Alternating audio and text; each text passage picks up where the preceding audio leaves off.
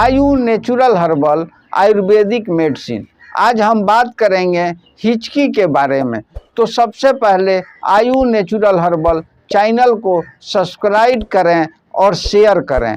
अब हिचकी के बारे में जानते हैं। प्राण और उदान वायु कुपित होकर बार बार ऊपर की तरफ आती हैं, उसे हिक हिक शब्द के साथ वायु निकलती है, उसी को हिचकी कहते हैं।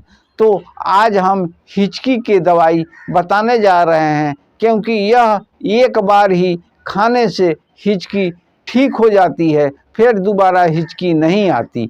अगर किसी को हिचकियां नहीं रुक रही है, हिचकी पर हिचकी आ रही है, तो मूली कद्दूकस करके उसका रस 60-70 ग्राम लेकर उसमें आधा चम्मच चीनी घोलकर रोगी को पिला दें।